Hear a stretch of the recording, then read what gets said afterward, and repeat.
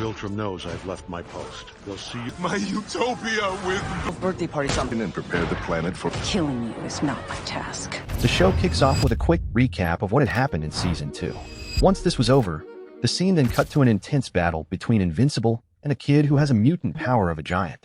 After a short battle, Mark easily defeated him, while Cecil promised the boy parents to do whatever in his power to find a means for him to be able to control his powers.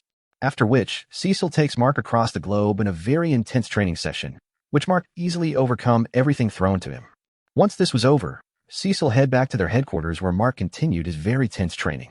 During this, Donald, who is his assistant, informed Cecil that over the last 90 days, Mark's speed force has increased by over 60%, his endurance by 70%, and his strength 138%.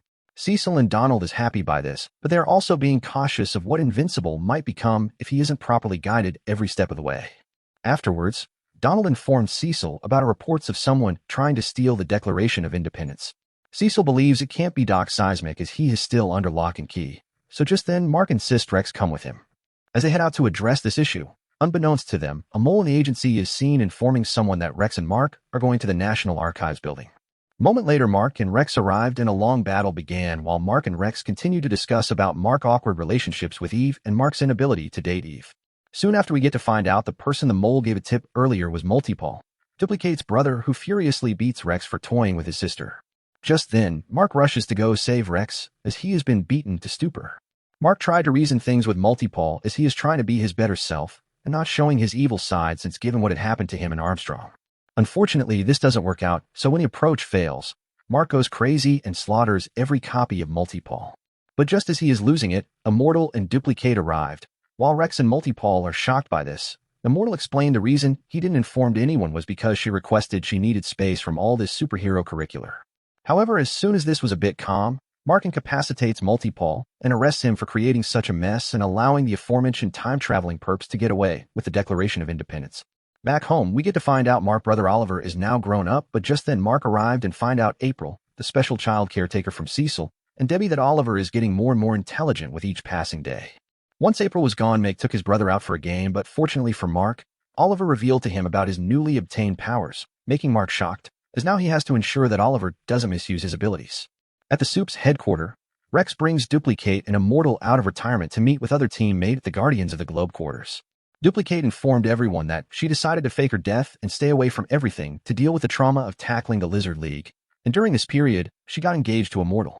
Nearby, Donald quickly informs Cecil that there are reports of seismic activity all across North America as people have been complaining about hearing a strange noise, even though Doc Seismic hasn't moved an inch from his cell. But this doesn't really concern Cecil, as he soon sees Oliver's flight powers.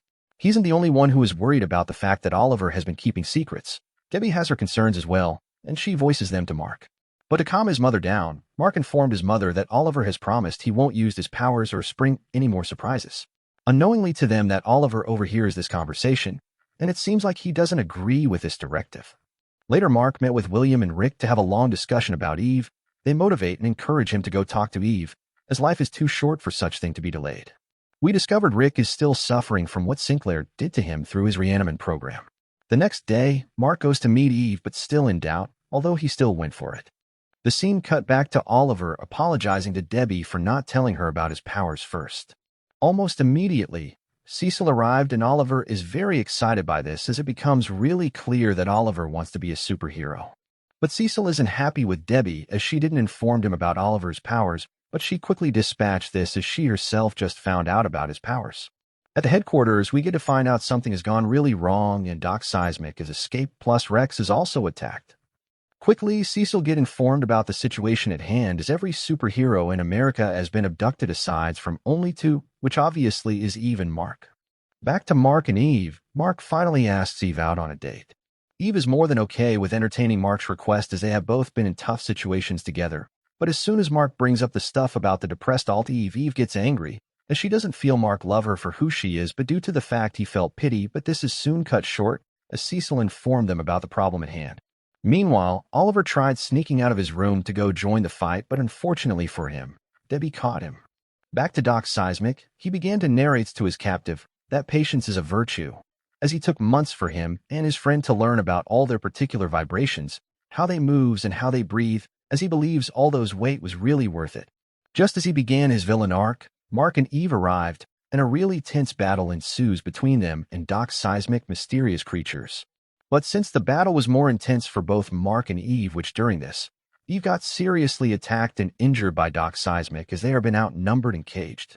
Cecil has no option but to send the GDA-certified reanimants as well as Darkwing 2, which seems to be a good idea as the Supes are rescued from the trap. The battle becomes more intense as Doc Seismic is now very furious by this.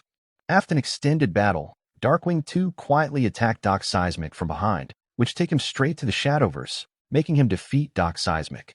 Mark is shocked to learn that Cecil has not only hired Sinclair, despite knowing what a horrifying monster he is and that he is the reason behind Rick's PTSD, and Darkwing 2, who is also a murderer. Everyone isn't mad at this, as they just saved their lives except Mark, but as he leaves, he apologized to Eve about their misunderstanding earlier. Mark then angrily approached Cecil about the matter, but Cecil then informed him that everyone at the GDA has once done something evil, but that doesn't make them a beast or monster, as even Mark himself had to kill Armstrong to save his family, which was a crime, but he didn't lock him up. But Mark believes that was a different situation. Cecil takes him to a white room, revealing this particular room is for his protection.